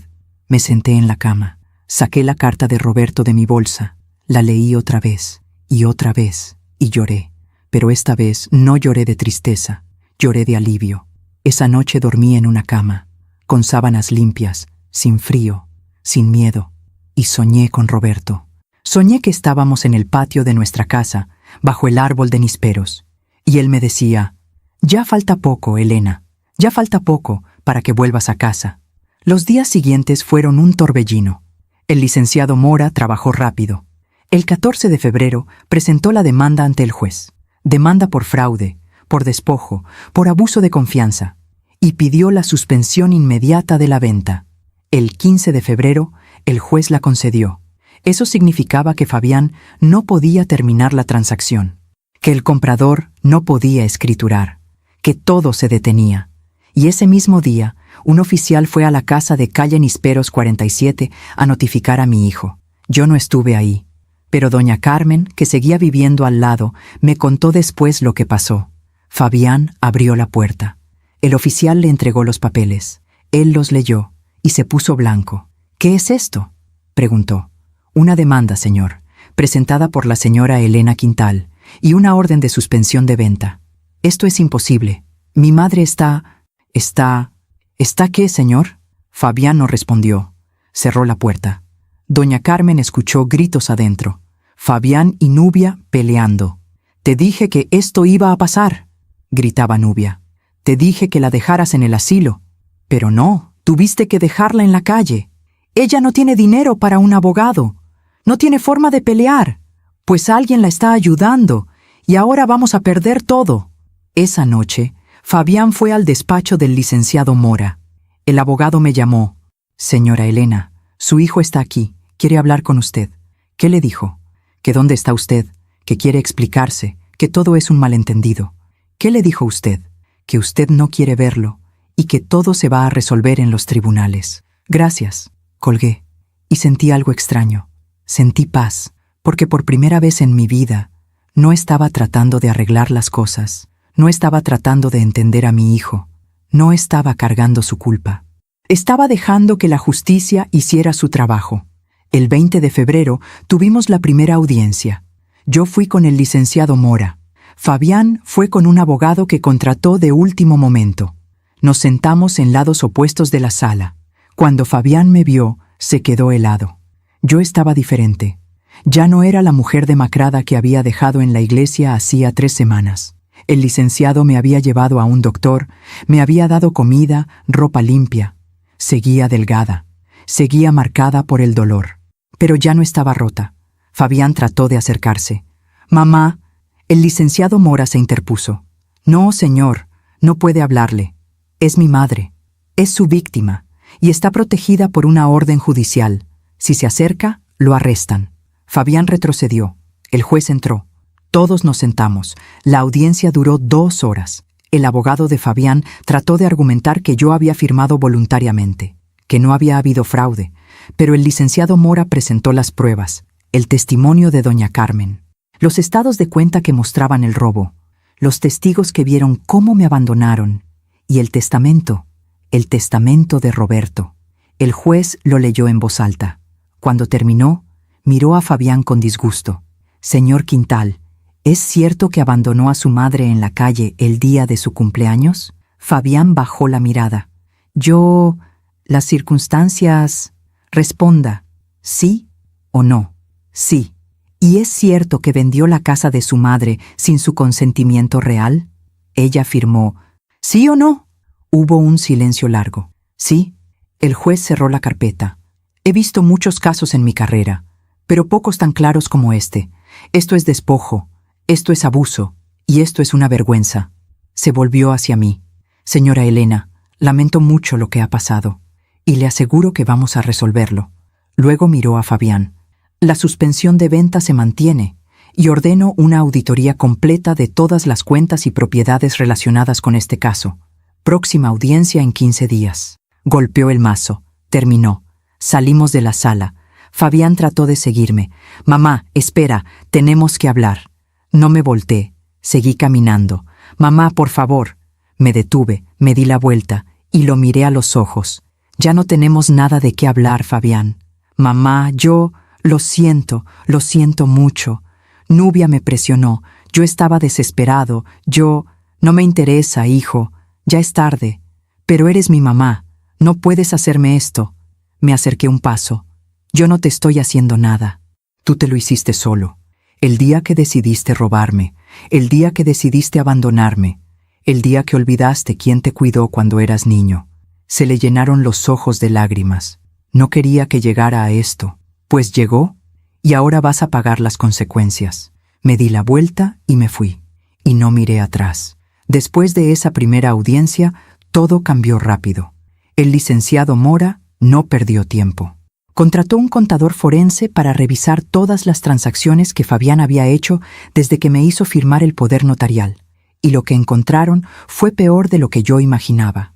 El 23 de febrero, el licenciado me visitó en la casa donde me estaba quedando. Traía una carpeta gruesa llena de documentos. «Señora Elena, necesito que vea esto». Se sentó conmigo en la mesa de la cocina. Abrió la carpeta. Su hijo no solo gastó los 150,000 pesos de la cuenta de ahorros, también sacó préstamos a su nombre, 3 tarjetas de crédito, un préstamo bancario, todo usando la casa como garantía. Sentí que me faltaba el aire. ¿Cuánto debe? 280,000 pesos. En total, 280,000 pesos de deudas, a mi nombre. Pero yo no firmé nada de eso. Lo sé. Por eso es fraude. Y por eso vamos a demandarlo penalmente también. No solo es despojo, señora, es robo con agravantes. Su hijo puede ir a la cárcel. La palabra me golpeó. Cárcel. Mi hijo. En la cárcel. El licenciado debió ver algo en mi cara porque me puso la mano sobre el brazo. Señora Elena, sé que esto es difícil, pero tiene que entender algo. Su hijo no solo la lastimó a usted, cometió delitos graves, y si no lo enfrentamos ahora, va a seguir haciéndolo. ¿Con usted o con alguien más? Asentí despacio. ¿Qué sigue? La próxima audiencia es el 7 de marzo. Para entonces vamos a tener todo documentado. Vamos a pedir que se anule completamente el poder notarial, que se revierta la venta de la casa y que su hijo devuelva todo el dinero que tomó. Además, vamos a presentar cargos penales. ¿Y las deudas? Esas también se van a anular, porque fueron adquiridas fraudulentamente. Usted no va a tener que pagar nada. Me quedé callada mirando los papeles. Números, fechas, firmas que no eran mías. «Hay algo más», dijo el licenciado. «El comprador de la casa, la inmobiliaria, está furiosa. Ellos ya le dieron a su hijo un adelanto de 50,000 pesos y ahora no pueden escriturar. Están amenazando con demandar a Fabián por incumplimiento de contrato». ¿Qué significa eso? Que su hijo va a tener que devolverles esos 50,000 pesos, más daños y perjuicios, probablemente otros 50,000 más, y no tiene forma de pagarlos. Por primera vez en semanas, sentí algo parecido a una sonrisa. «La vida cobra sus deudas», dije en voz baja. «Sí, señora, la vida siempre cobra». Los días siguientes fueron extraños para mí. Estaba sola en esa casa pequeña, pero por primera vez en años no me sentía sola. Doña Carmen venía a visitarme casi todos los días. Me traía comida, me contaba chismes del barrio, me hacía compañía. «Te extrañamos, Elena», me decía. «La calle no es la misma sin ti». «Pronto voy a volver», le decía yo. «Pronto». Otras vecinas también vinieron. La señora Martínez, que vivía 3 casas más allá. Don Arturo, el del colmado. Gente que conocía de toda la vida, que me vio crecer, que compartió tardes de café con Roberto y conmigo. «No sabíamos lo que te estaba pasando», me dijo la señora Martínez. «Si hubiéramos sabido...». «Ya pasó», le dije. «Ya pasó». Pero lo más extraño fue descubrir que durante todo el tiempo que estuve en la calle, que dormí en bancas y busqué comida en la basura, había gente que me buscaba. Doña Carmen me contó que ella fue a la policía 3 veces, pero me dijeron que no podían hacer nada. Que si no había denuncia, si no había delito visible, ellos no podían actuar. «Tú hiciste lo que pudiste», le dije. «No fue suficiente. Debí buscarte más. Debí hacer más ruido. Me encontraste. Eso es lo que importa». El 1 de marzo recibí una llamada del licenciado Mora. «Señora Elena, tengo noticias. Buenas o malas. Depende de cómo lo vea. Fabián quiere negociar». «¿Negociar qué?» «Quiere que retire la demanda. Dice que está dispuesto a devolverle la casa, a devolverle el dinero, todo. Pero sin cargos penales, no quiere ir a la cárcel». Me quedé callada. «¿Qué le dijo usted?» «Que tenía que consultarlo con usted. Es su decisión. ¿Usted qué opina?» «Opino que su hijo merece ir a la cárcel, pero también entiendo que es su hijo y que tal vez usted quiera darle una última oportunidad». Pensé en Fabián. Pensé en todas las oportunidades que ya le había dado, todas las veces que lo perdoné, todas las veces que lo justifiqué. ¿Él tiene el dinero para devolverme? No todo. Tiene que vender el departamento que compró, y aún así no le va a alcanzar para pagar las deudas con la inmobiliaria. Va a quedar en cero, o peor. «Bien», dije, «entonces no hay trato». «¿Está segura?» «Completamente. Que enfrente las consecuencias, como yo las enfrenté». El licenciado guardó silencio un momento. «Entiendo. Voy a rechazar la oferta». «Licenciado, ¿cree que soy mala madre?» «No, señora. Creo que es una mujer valiente y que está haciendo lo correcto». La segunda audiencia fue el 7 de marzo. Esta vez había más gente. El abogado de la inmobiliaria estaba ahí. Un representante del banco que había dado los préstamos. Doña Carmen como testigo. El contador forense. Y Fabián, con Nubia. Cuando entramos a la sala, los vi sentados del otro lado. Fabián se veía demacrado. Había perdido peso. Tenía ojeras. Nubia, en cambio, se veía furiosa. Me miró con odio puro. El juez entró. Todos nos pusimos de pie. Esta vez la audiencia fue más larga. El licenciado Mora presentó todas las pruebas, los préstamos fraudulentos, las tarjetas de crédito, los retiros no autorizados. El abogado de Fabián trató de defenderse. Dijo que su cliente había actuado de buena fe, que pensaba que estaba ayudando a su madre, que todo había sido un malentendido. Pero las pruebas eran claras. El juez escuchó todo. Cuando terminaron las presentaciones, se quitó los lentes y miró a Fabián. «Señor Quintal, ¿tiene algo que decir en su defensa?» Fabián se levantó. Se veía nervioso. «Señor juez, yo sé que cometí errores, pero nunca quise lastimar a mi mamá. Yo solo estaba desesperado, tenía deudas, necesitaba dinero, y pensó que podía robarle a su madre, que podía abandonarla en la calle. No fue así. ¿No? Entonces explíqueme cómo fue». Fabián bajó la mirada.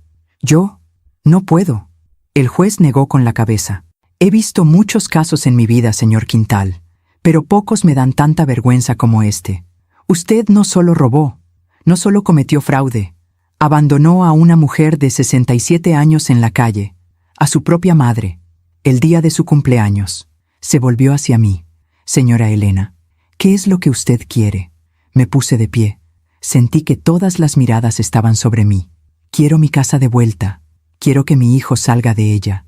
Y quiero que enfrente las consecuencias de lo que hizo». «¿Quiere que vaya a la cárcel?» Me quedé callada un momento. Pensé en el niño que fue, en el bebé que cargué, en todas las noches que me desvelé cuidándolo cuando tenía fiebre. Pero también pensé en la mujer que me miró con desprecio, en el hombre que arrancó el carro y me dejó sola, en la risa de Nubia diciendo, «Pida limosna con los demás». «Sí», dije con voz firme, «quiero que pague por lo que hizo». El juez asintió. «Muy bien. Mi resolución es la siguiente. Primero, se anula completamente el poder notarial firmado por la señora Elena Quintal. Se declara nulo por haber sido obtenido mediante engaño. Segundo, se anula la venta de la propiedad ubicada en calle Nisperos 47. Dicha propiedad vuelve a ser propiedad exclusiva de la señora Elena Quintal. Tercero, el señor Fabián Quintal debe desalojar inmediatamente dicha propiedad. Tiene 72 horas para retirar sus pertenencias. Cuarto, el señor Fabián Quintal debe devolver la suma de 150,000 pesos que tomó de la cuenta de ahorros de su madre. Quinto, se anulan todas las deudas adquiridas fraudulentamente a nombre de la señora Elena. Y sexto, hizo una pausa. Se remite el caso al Ministerio Público para que se investigue el delito de fraude con agravantes. El señor Quintal queda bajo arraigo domiciliario hasta que se resuelva el proceso penal. Golpeó el mazo. Se levanta la sesión. Fabián se quedó pálido. Nubia explotó. «Esto es injusto. Ella lo está destruyendo. Es su madre. ¿Cómo puede hacerle esto?» El juez la miró con dureza. «Señora, le sugiero que se calle. Usted fue cómplice de todo esto. Y si no quiere terminar con cargos también, le conviene mantenerse al margen». Nubia cerró la boca, pero la rabia en sus ojos no se apagó. Salimos de la sala. Esta vez fue diferente. Esta vez yo no huí. Esta vez me quedé afuera esperando a que ellos salieran. Cuando Fabián apareció, me vio y se detuvo. «Mamá, tienes 72 horas para salir de mi casa, Fabián. ¿A dónde vamos a ir? No tenemos dinero, no tenemos nada. Yo tampoco tenía nada cuando me dejaste en esa iglesia y sobreviví. Pero yo soy tu hijo, y yo era tu madre, pero eso no te importó». Nubia se acercó. Tenía la cara roja de rabia. «Eres una víbora, Elena, una víbora ingrata. Nosotros te dimos casa, te dimos comida. Me robaron mi casa, me robaron mi dinero, me robaron mi dignidad. Eso fue lo que me dieron. Te hubieras muerto en la calle si no fuera por nosotros. Me dejaron en la calle. ¿Ya se te olvidó?». Nubia levantó la mano como si fuera a golpearme. El licenciado Mora se interpuso inmediatamente. «Ni lo piense, señora. Hay policías aquí, y si la toca, la arresto yo mismo». Nubia bajó la mano, pero me miró con un odio que me heló la sangre. «Esto no se queda así», dijo en voz baja. «Vas a pagar por esto». «Ya pagué suficiente», le dije. «Ahora les toca a ustedes». Me di la vuelta y me fui. El 9 de marzo, el licenciado Mora me llevó de regreso a mi casa. 72 horas habían pasado. Fabián y Nubia tenían que haberse ido. Cuando llegamos, vi que el carro de Fabián ya no estaba. La casa se veía vacía, silenciosa. El licenciado abrió la puerta con las llaves que el juez nos había dado. Entramos. La casa estaba destrozada. Habían sacado todo lo que pudieron. Muebles, electrodomésticos, cuadros. Habían dejado las paredes vacías, con los huecos donde estaban colgadas las cosas. La cocina estaba vacía. El refrigerador se lo llevaron. La estufa. Todo. En la sala solo quedaba el sillón viejo donde Roberto y yo nos sentábamos, el que Nubia había dicho que estaba feo. Caminé por la casa en silencio. Cada cuarto me traía memorias, pero también me traía dolor. En la recámara principal, la que había sido mía, encontré algo. Un mensaje, escrito con marcador rojo en la pared. «Espero que seas feliz, mamá.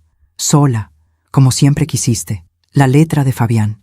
Me quedé mirando esas palabras y sentí algo, pero no fue tristeza, no fue culpa, fue alivio, porque ahí, en ese mensaje lleno de rabia, vi la verdad. Mi hijo nunca me amó, y yo había pasado toda mi vida tratando de ganármelo, pero ya no más. «¿Quiere que lo borremos?», preguntó el licenciado. «No», dije, «déjelo. Es un recordatorio». «¿De qué?». «De lo que no debo olvidar». Salimos al patio. El árbol de níspero seguía ahí, fuerte, verde, lleno de vida. Me senté bajo su sombra, puse mi mano en el tronco. «Roberto», susurré, «ya volví a casa». Y el viento movió las hojas, como si él me estuviera respondiendo. Los días siguientes fueron de reconstrucción. Doña Carmen y otras vecinas vinieron a ayudarme. Me trajeron ollas, platos, una cama vieja que tenían guardada. Poco a poco, la casa empezó a llenarse otra vez, no con cosas caras, sino con cosas que importaban. El 15 de marzo recibí una llamada del licenciado Mora. «Señora Elena, tengo noticias. Fabián fue arrestado». El corazón me dio un vuelco. ¿Qué pasó? Violó el arraigo domiciliario. Intentó salir del país con dinero que no era suyo. Lo detuvieron en el aeropuerto. ¿Y ahora? Ahora va a enfrentar juicio y probablemente va a pasar varios años en la cárcel. Me quedé callada. ¿Está bien, señora? Sí, estoy bien. Hay algo más. La inmobiliaria ganó su demanda contra Fabián. Él les debe 100,000 pesos y como no puede pagar, van a embargar todo lo que tenga. ¿Incluyendo el departamento que compró? Sí, Nubia ya no tiene dónde vivir. Escuché que se fue con su familia a otro estado. Así que así terminó. Mi hijo en la cárcel, su esposa huyendo. Todo lo que robaron, perdido. La vida siempre cobra sus deudas. El 20 de marzo, un mes después de que el juez dictara sentencia, tuve una visita inesperada. Era Fabián. Estaba con un oficial. Tenía esposas en las manos. Se veía más delgado, más viejo, como si en un mes hubiera envejecido 10 años. «Señora», dijo el oficial, «el señor Quintal pidió permiso para visitarla, para hablar con usted. ¿Acepta?» Miré a mi hijo. Ese hombre que una vez fue un niño en mis brazos. «Sí», dije, «acepto». Entraron a la casa. El oficial se quedó en la puerta. Fabián se sentó en el sillón. Yo me senté frente a él. Hubo un silencio largo. «Mamá», empezó. Tenía la voz rota. «Mamá, lo siento tanto». No respondí. Sé que no tengo derecho a pedirte perdón. Sé que lo que hice fue imperdonable. Pero necesito que sepas que yo nunca quise que las cosas llegaran tan lejos. ¿Hasta dónde querías que llegaran, Fabián? ¿Solo hasta robarme? ¿Solo hasta echarme de mi casa? ¿Dónde estaba el límite para ti? Se le llenaron los ojos de lágrimas. No lo sé, mamá. Estaba cegado. Estaba desesperado. Nubia me presionaba, las deudas me ahogaban y yo perdí el rumbo. Perdiste más que el rumbo. Perdiste tu humanidad. Lo sé, y voy a pagar por eso. Voy a pasar años en la cárcel. Voy a perder todo. Pero antes de que eso pase, necesito que sepas algo. ¿Qué? Que tú fuiste la mejor madre que alguien podría tener. Que todo lo que soy de malo no es culpa tuya. Es culpa mía. Solo mía. Se quebró. Lloró. Lloró como no lo había visto llorar desde que era niño. Y yo me quedé ahí, mirándolo. Parte de mí quería abrazarlo. Parte de mí quería consolarlo. Pero otra parte, la parte que había aprendido a sobrevivir, la parte que había dormido en la calle y buscado comida en la basura, esa parte no podía. «Fabián», dije con voz suave pero firme, «yo te perdono, no porque te lo merezcas, sino porque yo necesito paz, necesito soltar esta rabia antes de que me consuma. ¿De verdad me perdonas?» «Sí, pero eso no significa que vaya a olvidar. No significa que vayamos a volver a ser lo que fuimos, porque lo que fuimos ya murió». «El día que me dejaste en esa iglesia», asintió, entendió. «¿Vas a venir a visitarme? ¿A la cárcel?» «No», dije, «no voy a ir». «¿Por qué?» «Porque tú necesitas enfrentar esto solo, como yo lo enfrenté, sin nadie que te rescate, sin nadie que te justifique. Solo así vas a aprender». Se levantó. El oficial se acercó. Fabián me miró una última vez. «Te amo, mamá. Y yo te amé, hijo, más de lo que tú jamás podrás entender». Se lo llevaron, y yo me quedé sola en mi casa recuperada, en mi casa llena de cicatrices pero también de esperanza. Salí al patio, me senté bajo el árbol de nísperos, y por primera vez en años sentí paz. Han pasado 10 meses desde aquel día en que volví a mi casa. 10 meses desde que recuperé lo que era mío. 10 meses desde que cerré la puerta del pasado y empecé a construir algo nuevo. Hoy es enero de 2025. Acabo de cumplir 68 años. Y esta vez fue diferente. Esta vez desperté en mi propia cama, en mi propia casa, bajo el techo que Roberto y yo construimos juntos. Esta vez no hubo abandono, no hubo traición, no hubo lágrimas de dolor, hubo paz. Doña Carmen vino temprano con pan dulce y chocolate caliente. La señora Martínez trajo flores de su jardín. Don Arturo del colmado me regaló una piñata pequeña, aunque le dije que ya estaba grande para esas cosas. Nunca se está grande para celebrar la vida, me dijo. Y tenía razón. Por la tarde vinieron más vecinos, gente que me conoce desde hace 40 años, gente que me vio caer y me ayudó a levantarme. Comimos pozole, tamales, pastel, cantamos, reímos, y yo lloré. Pero esta vez fueron lágrimas buenas, lágrimas de gratitud, porque aprendí algo en estos meses. Aprendí que la familia no siempre es la sangre. A veces la familia es la gente que se queda cuando todo se derrumba, la gente que te busca cuando te pierdes, la gente que te abraza cuando el mundo te da la espalda. Los primeros meses después de recuperar la casa fueron difíciles, no porque no tuviera techo o comida, sino porque tenía que aprender a vivir conmigo misma, con el silencio, con las memorias. Cada rincón de esta casa me recordaba algo. El patio donde Roberto plantó el árbol, la cocina donde cocinábamos juntos, la recámara donde dormimos 40 años, pero también me recordaba a Fabián, el niño que fue, el hombre en que se convirtió. Y eso dolía. Los primeros días no podía dormir en la recámara principal. Me quedaba en el cuarto de servicio, el mismo donde me habían mandado, porque era el único lugar donde no sentía fantasmas. Pero una noche, a finales de marzo, el licenciado Mora vino a visitarme. Señora Elena, necesita recuperar su espacio, toda su casa, no solo los rincones que no duelen. Es difícil, le dije. Lo sé, pero es necesario. Me ayudó a mover mis cosas a la recámara principal. Pintamos las paredes para cubrir el mensaje que Fabián había dejado. Compramos sábanas nuevas, cortinas nuevas. Limpiamos cada rincón. Esta es su casa, me dijo el licenciado, su santuario. No deje que nadie, ni siquiera los recuerdos, se la quiten. Y tenía razón. Poco a poco fui recuperando cada espacio. La cocina donde volví a cocinar mis platillos favoritos. La sala donde puse fotos nuevas, de Roberto y mías, de los vecinos, de momentos felices. El patio donde volví a regar las plantas que Roberto cuidó. Y el árbol de nísperos, mi árbol. Me sentaba bajo su sombra todas las tardes. Le hablaba a Roberto como si estuviera ahí. Le contaba mi día. Le contaba mis miedos. Le contaba mis victorias. Lo logré, Roberto, le decía. Recuperé nuestra casa, tal como me pediste. Y el viento movía las hojas. Y yo sabía que él me escuchaba. En abril, el licenciado Mora me llamó con noticias. Señora Elena, el banco devolvió el dinero. Los 150,000 pesos que su hijo tomó. Están de vuelta en su cuenta. No lo podía creer. ¿Cómo? Fabián tenía algunos bienes que no sabíamos. Un carro, algunos muebles, inversiones pequeñas. Todo fue embargado y vendido. Y con eso se pagó la deuda.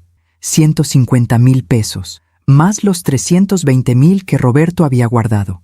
Tenía casi $500,000 de pesos. Dinero suficiente para vivir tranquila, para no preocuparme, para ser libre. ¿Y las deudas fraudulentas? Pregunté. Todas anuladas. Usted no debe nada, señora. Está limpia. Lloré de alivio.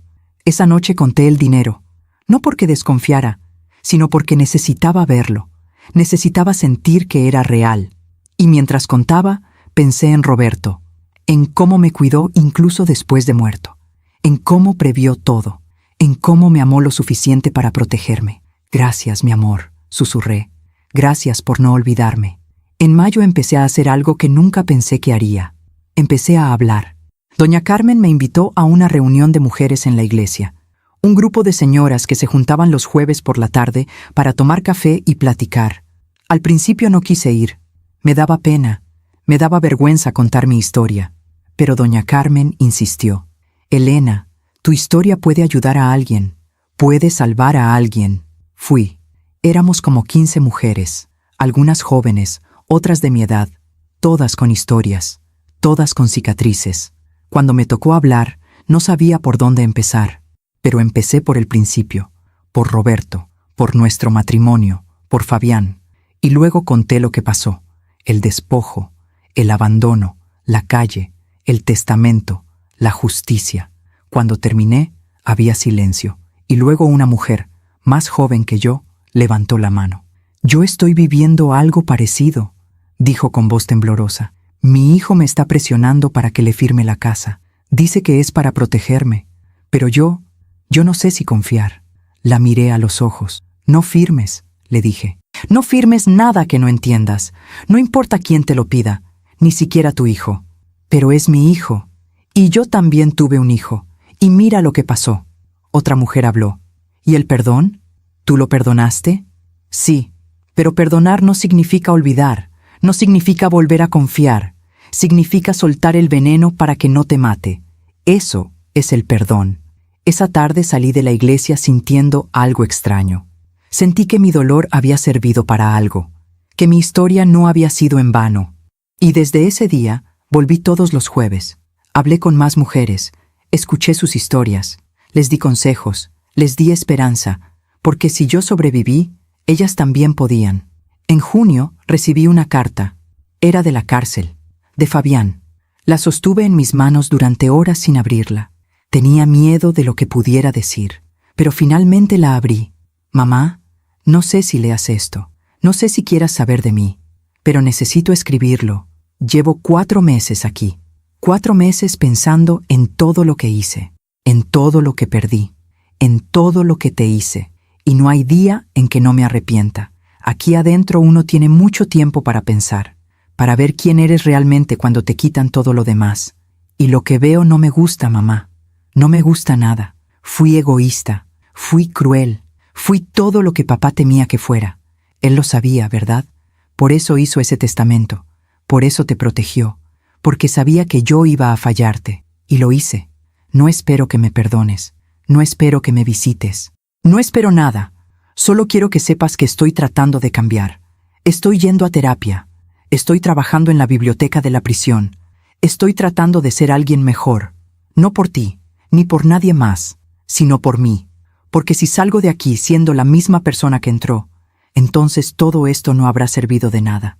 Te amo, mamá, aunque no lo merezca, aunque lo perdí todo. Te amo, Fabián. Terminé de leer con lágrimas en los ojos. No sé si creerle. No sé si es real o si solo es arrepentimiento porque perdió. Pero una parte de mí, la parte que todavía es madre, quiere creer que puede cambiar. No voy a visitarlo, no voy a escribirle, pero guardé la carta, porque tal vez algún día, cuando hayan pasado años, cuando las heridas estén más cerradas, podamos hablar.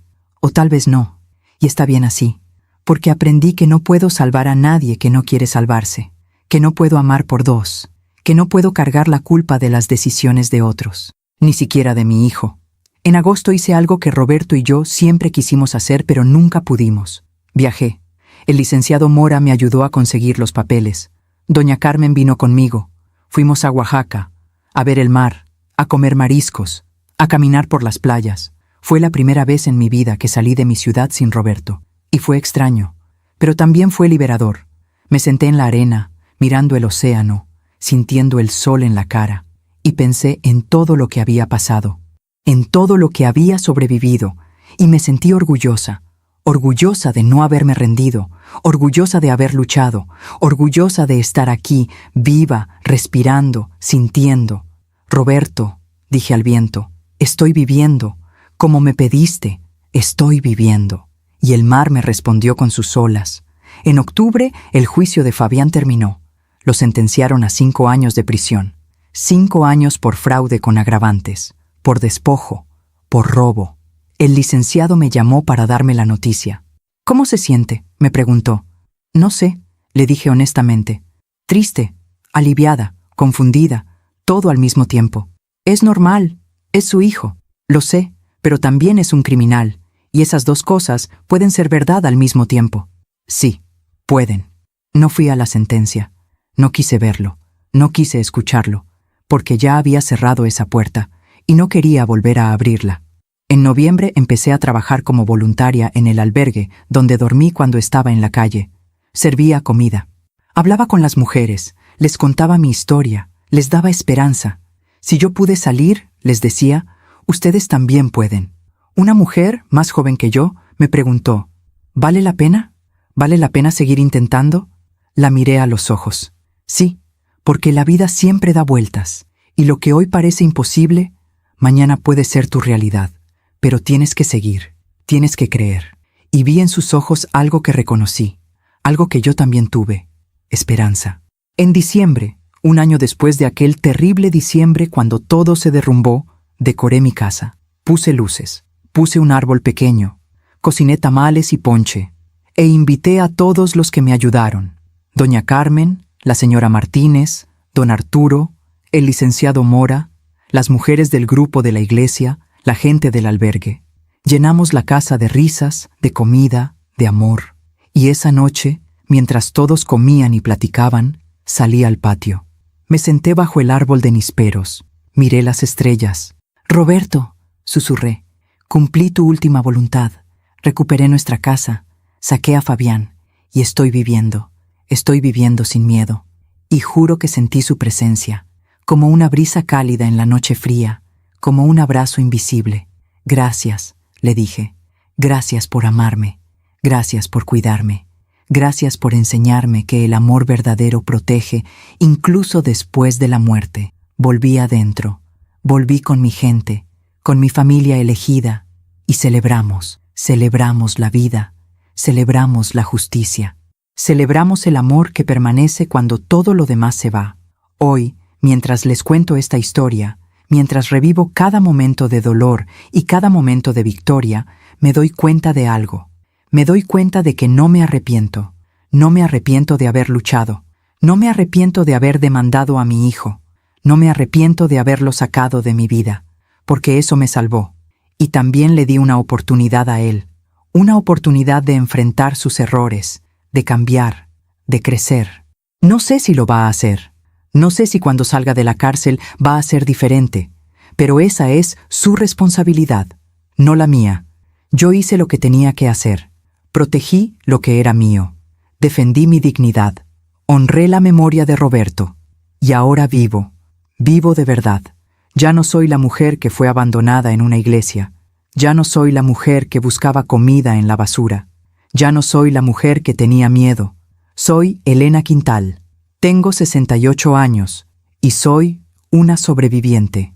Una mujer que aprendió que el amor no significa dejarte destruir, que la familia no siempre es la sangre, que perdonar no significa olvidar, que la justicia, aunque tarde, siempre llega. Aprendí que la vida cobra sus deudas, que las mentiras tienen patas cortas, que quien siembra vientos cosecha tempestades, pero también aprendí que después de la tormenta viene la calma, que después de la noche más oscura viene el amanecer, que cuando crees que ya no puedes más, encuentras fuerzas que no sabías que tenías, y aprendí que nunca es tarde para empezar de nuevo. Si mi historia ayuda a una sola mujer a abrir los ojos, habrá valido la pena. Si mi historia ayuda a alguien a no firmar papeles que no entiende, habrá valido la pena. Si mi historia ayuda a alguien a defender lo que es suyo, aunque sea de su propia familia, habrá valido la pena. Porque todos merecemos dignidad, todos merecemos respeto, todos merecemos vivir sin miedo. No importa la edad, no importa cuánto hayamos sufrido, no importa cuánto hayamos perdido, siempre hay una oportunidad para levantarse, siempre hay una oportunidad para luchar, siempre hay una oportunidad para vivir. Esta mañana, en mi cumpleaños número 68, desperté temprano, preparé café, salí al patio. El árbol de nísperos estaba lleno de frutos. Roberto siempre decía que esos frutos eran dulces pero llegaban en su tiempo. No se podían forzar. Había que esperar. Y tenía razón, como siempre. Tomé un níspero, lo pelé, lo probé, estaba dulce, maduro, perfecto, como mi vida ahora, dulce después de tanta amargura, madura después de tanto dolor, perfecta en su imperfección. Me senté bajo el árbol, cerré los ojos, sentí el sol en mi cara y sonreí, porque estoy en casa, porque estoy en paz, porque estoy viva. Y eso, después de todo lo que pasé, es más que suficiente. Gracias por escucharme hasta el final. Si esta historia tocó tu corazón, suscríbete y activa la campanita para escuchar más historias de mujeres que transformaron su dolor en sabiduría. Cada día, una mujer, una lección de vida. Comparte esta historia con alguien que amas. A veces, una historia así puede cambiar todo un día. Que Dios te bendiga y hasta la próxima.